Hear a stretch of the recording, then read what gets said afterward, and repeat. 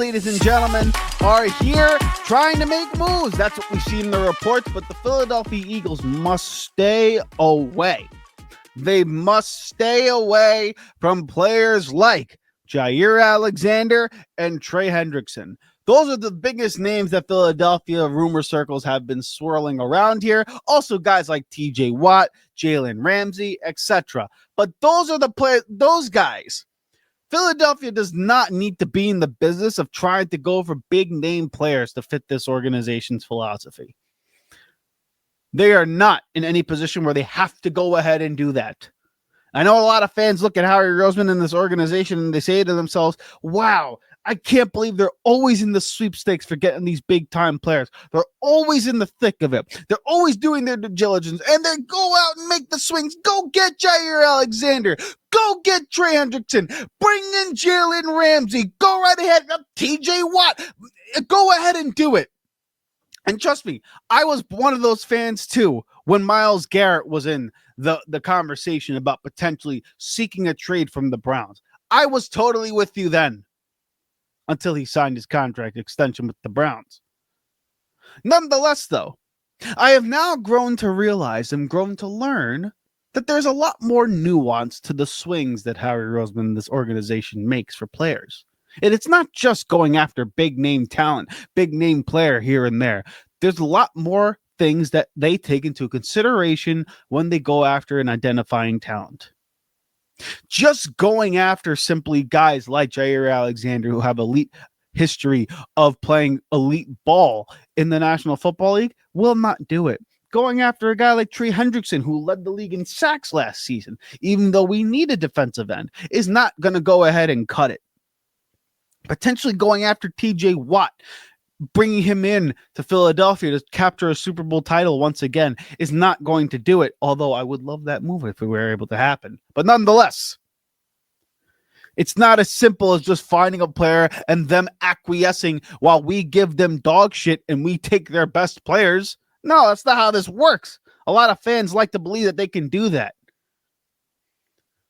That's not how NFL negotiations work. That's not how this organization and the Philadelphia Eagles operate. Like I said, much more goes into identifying what fits in Philadelphia. And to me, Jaire Alexander and Trey Hendrickson are not good fits in Philadelphia. We're going to talk about some of the reasons why and why I believe they are in the positions that they are, and some of the other things that we can do to supplement that production that we could potentially get from those players if we were able to bring them in somehow, or try to replace them for production that we could get, as opposed to those two players or three players in TJ Watt. But before we do that, we introduce you to the show. This is the Riding the Bench Eagles podcast. I am your host, Asif Badi, and like you, I am a Birds fan who talks about the Birds, only the Birds, and nothing but the Philadelphia Eagles. So please do us a favor here.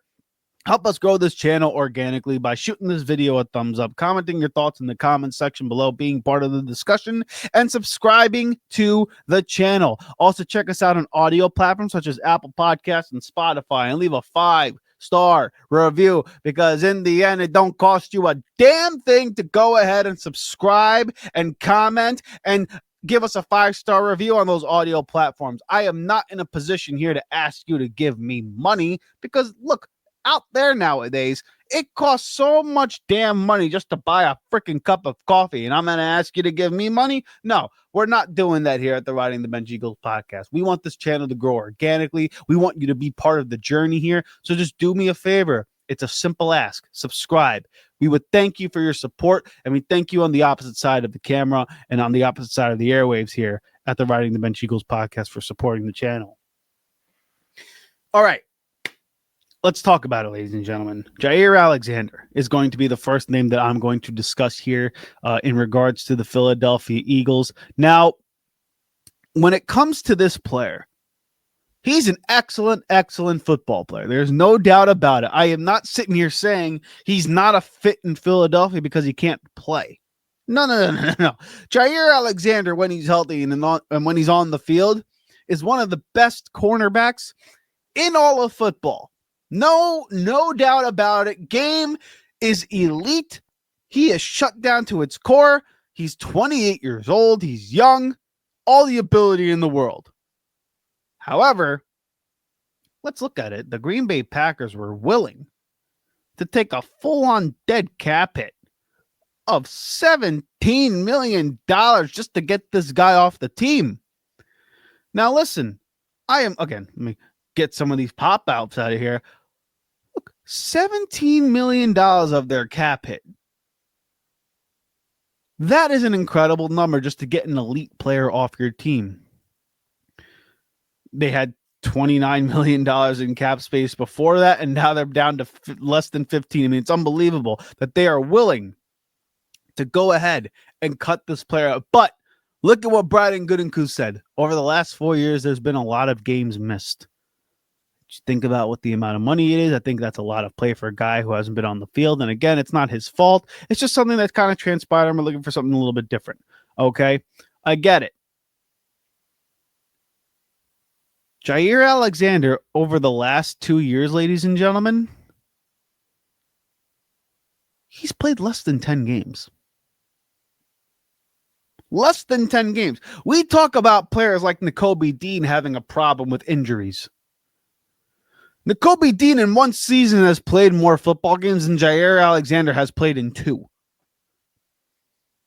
And we're talking about Nakobe Dean as a player who has an injury problem. Darius Slay, we talked about the last 2 years as having an injury problem. He's played more games than Jaire Alexander. And listen, when it comes to the National Football League, anytime you are a player and you miss a significant amount of time, basically a year's worth of time in football, it's an eternity.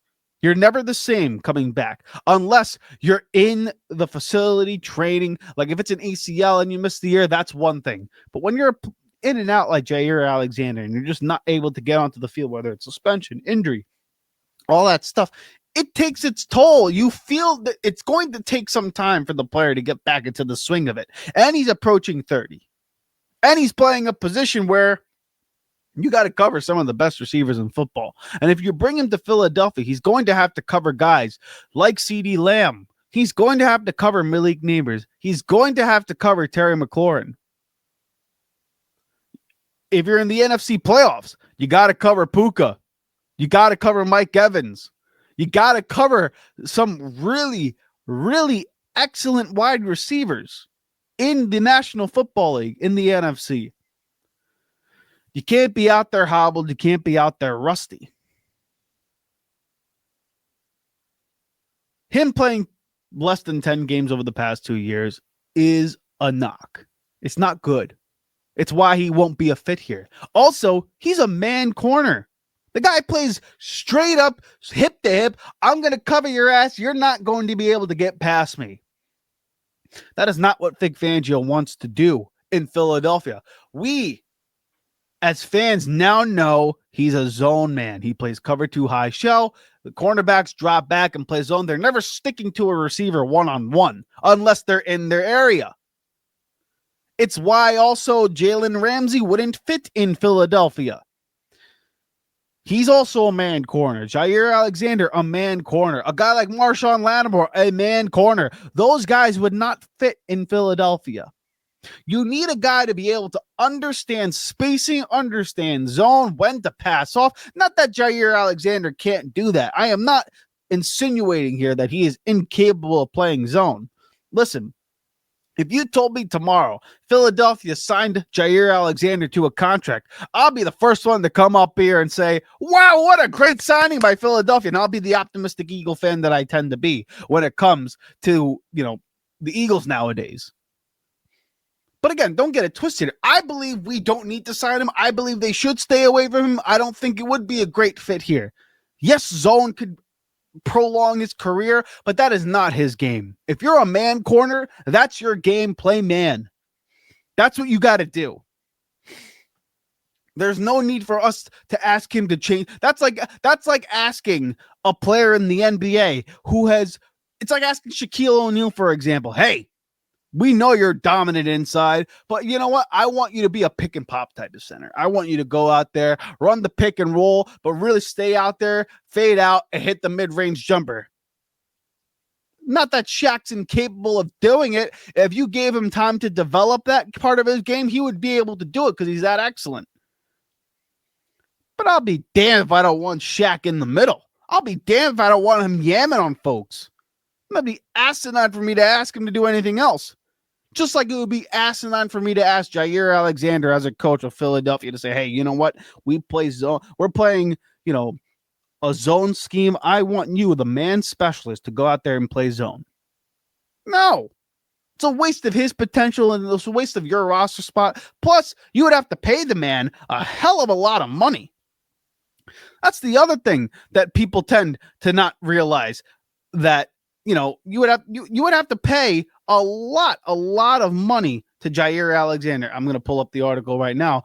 The former Green Bay Packers quarterback might be signing to a contender in the NFC for $16 million per. Now, whether or not you believe that's a team like a Minnesota, maybe even a Philadelphia, it could even be a team like Washington, believe it or not, because they are going to be in a position where they're trying to swing for the fence, where they're trying to get players into their roster so that they can combat the Eagles. And listen, when you're building a roster and you're trying to build a well-rounded football team, the first thing organizations look at when it comes to building their roster is how can we match up with the teams in our division? That's number one. Because if you win your division, the way the National Football League playoff is set up, if you win your division, you're in the playoff hunt already.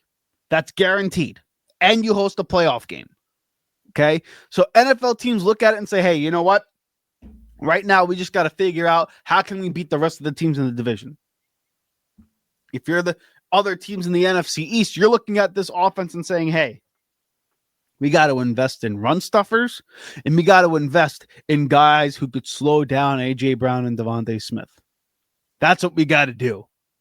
Washington, last season, tried to acquire, they acquired Marshawn Lattimore for that reason. Now, did it work out for them? No.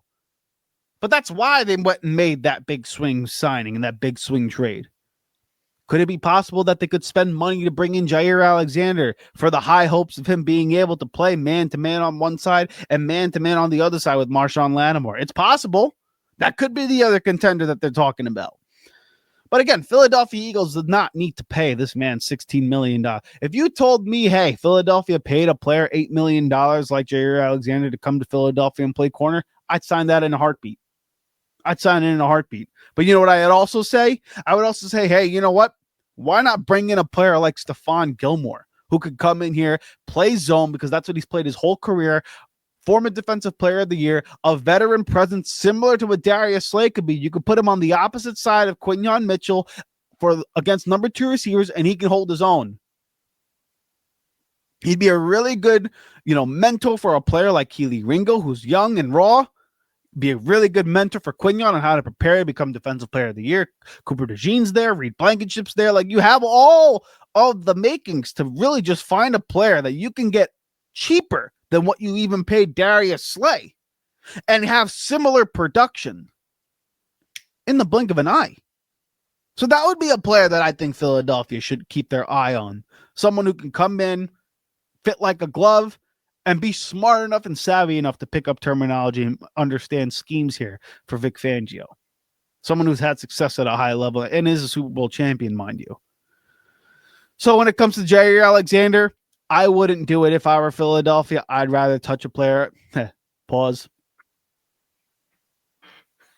I would rather go after a player and resume like Stephon Gilmore. Okay, that would be the guy that I would go after if I'm Philadelphia as opposed to Jaire Alexander, which now leads me to the other player, Trey Hendrickson. Now, Trey Hendrickson, again, as excellent as he is of a football player, he's also a guy that if I'm Philadelphia, I would not want any business part of. He is also in contract negotiations with the Cincinnati Bengals right now, who are an absolute joke of an organization because they can't figure out how to optimize Joe frickin' Burrow, the second best quarterback in all of football. How do you not find a way to optimize Joe Burrow? It's because you're freaking cheap and you're a joke of an organization. But listen, Trey Hendrickson, once again, is in contract negotiations with the Cincinnati Bengals. They begin resuming talks. They can't find a way to come to a deal. I understand that. But you know what? The stalemate, it's been a little bit really, from this ESPN article, they're talking about that this stalemate's going to be really, really intense. But they're trying to find ways to get more and more conversation going and all that stuff. People believe when there's a lack of organization and any shit. Look, point being is the Cincinnati Bengals and Trey Hendrickson are resuming contract talks once again. The last thing Trey Hendrickson wants to do is lose out on money. Okay. So being part of the Bengals, he knows, hey, I've been part of this team. We've had success that whenever I've been here for the most part, right? Like they have been to a Super Bowl, championship game. They lost to the Rams, but they've gotten there, right? Trey Hendrickson is a big part of that, and he just came off a season where he led the league in sacks with 17.5. Is it really, really worth trying to, move your whole family to a whole different city with a whole different level of expectations in a whole different scheme? And is it worth Philadelphia to go out there and trade assets for a player like Trey Hendrickson, who is 30 years old, is seeking big money, when you also have to play players like Jalen Carter, Reed Blankenship, Nolan Smith, and other players down the line here? That's another reason why I don't think Philadelphia is going to go out there and take a big swing on Trey Hendrickson. Not only is he seeking big contract money, but stylistically, let's look at it for a second. Is he a player that you look at in Trey Hendrickson? And again, not to say that he doesn't have the ability to do so. Have you seen Trey Hendrickson playing defensive end, being elite against the run, being elite dropping back into coverage? We know for damn sure he can get after the quarterback. But in Vic Fangio's scheme,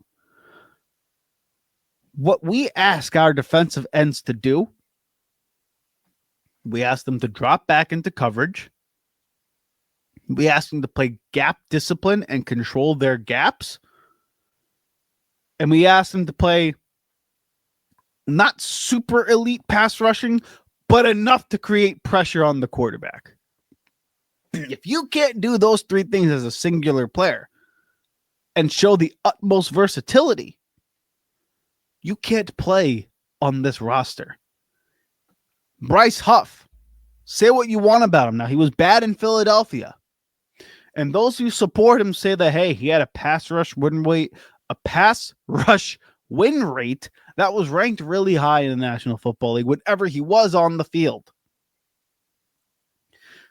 He did not bode very well in Philadelphia because he can't drop back into coverage and he stunk against the run. Hassan Reddick, an elite pass rusher, no doubt about it. In Philadelphia, he helped us in 2022 get to the Super Bowl title, being a part of a team that had 70 sacks on the year. He had 19.5 sacks that season, including regular season and playoffs. And look what happened there. They got rid of him quick, fast, and in a hurry because of his attitude problem and because he couldn't play against the run and he did not want to drop back into coverage. He had problems with doing it. So Fangio was like, screw it, let's get rid of him. And they did. And they were better for it. Defensive ends in Philadelphia have to be able to do multiple things. You got to be able to play the run, you got to be able to pass rush, and you got to be able to occasionally drop back into coverage. Trey Hendrickson, as great of a football player as he is not doing that in Philadelphia. That is not his game. Again, square peg in a round hole. That's what you're trying to ask Philadelphia to go out and do when you say, hey, trade for Jaire Alexander. Go out and get Trey Hendrickson. Those guys don't fit with what we want to do. It makes no sense to bring them on. However, there is one player out there that has been in the rumor mill. While I don't believe this is going to happen, but he is one player that if you brought him in, no matter what scheme you play, no matter what system you run, he would be an absolute upgrade no matter who you have on your roster. That's TJ Watt. Philadelphia is in a position to look at it and say, hey, we have all these assets for 2025 and 6. We have all the draft capital that we need. We could make cap room happen because he is entering contract negotiations right now. It's his last year in Pittsburgh. Now, like I said, highly unlikely, but think of it this way. If somehow Philadelphia were to trade a few first-round picks for this player, bring him into Philadelphia and negotiate contracts and construct contracts the way that they known to do, why would this not be a great fit? This is 100%. This would 100% be a home run if somehow Philadelphia were to bring TJ Watt into the fray. Now, I preference this by saying it probably will not happen. I give it a 90% chance of it not happening. Okay. Because again, here's the article from thesteelcurtain.com. They're looking at TJ Watt. The contract negotiations is beginning. They believe it's going to end soon. Mike Tomlin is very, very optimistic that these conversations are going to be done with. Pittsburgh Steelers will not lose TJ Watt to contract negotiations. And whatever money that they go out and pay TJ Watt, he's worth every freaking penny. Outside of Myles Garrett, I can't think of a player in the National Football League, particularly on the defensive side of the ball, that is better than TJ Watt. I think he's better than Chris Jones. I think he's better than Fred Warner. I think he's better than Derek Stingley. I think he's better than, Sauce Gardner, Jalen Carter, you name it. Not a lot of players in the National Football League that are better than TJ Watt pound for pound. Outside of quarterbacks, because quarterbacks is the most important position on the field. Who are you going to take in the National Football League outside of TJ Watt? I don't know what it is with that damn family. The Watt family. Whatever you have fed your children, whatever freaking concoction that you have made in your laboratory that is the Watt genes, share some to the public. I mean, good Lord, my fat ass could use some Watt, some concoction that the Watt family is making that they're freaking feeding their children with. All their children are freaks of nature. JJ Watt was an absolute beast of a player. One of the best players I've ever seen in my life. TJ Watt, also one of the best players I have seen in my life. And look, I said it. It's not going to happen, but a brother can dream. And again, a hypothetical happens here. If TJ Watt were in Philadelphia, what is the things that we could ask him to do that he would not be able to fulfill at a high level? Is he elite against the run? Yes, he is. Is he elite in terms of pass rushing? Yes, he is. He's only behind Myles Garrett in terms of sacks over the last 2 to 3 years. And he's played significantly less games than all the other players on this list of, Myles Garrett, Nick Bosa, Trey Hendrickson, Micah Parsons, you name it. Can he drop back into coverage? Yes, he can. All the things that you would want an outside linebacker defensive end to be able to do in a Vic Fangio scheme, he could do it at an elite level. So would it be worth Philadelphia trading massive assets for a player like him? Sure. Especially if it's draft compensation. I would do it. However, Philadelphia is probably not going to look at this and say, hey, you know what? Are we really willing to go ahead and pay TJ Watt damn near $35 to $40 million on the back end of his career when you have Jalen Carter coming up, when you have Reed Blankenship coming up, when you have to figure out what you're doing with Cooper DeJean and Quinyon Mitchell? Hell, when you got to figure out what you're doing with Jalen Hurts.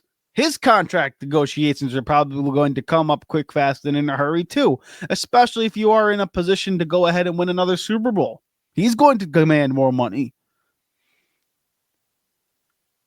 There's plenty of things that Philadelphia can do to supplement this defense, and they've gone out in the business of doing it. They brought in a lot of one-year signings with Josh Uche and Aziz Ojulari and trying to figure that out, what they're doing over there. They're maybe moving Zach Bond to outside linebacker and putting Jahad Campbell with Nakobe Dean and Jeremiah Trotter in the middle. Can you get similar production with Zach Bond on the edge that you had him at middle linebacker?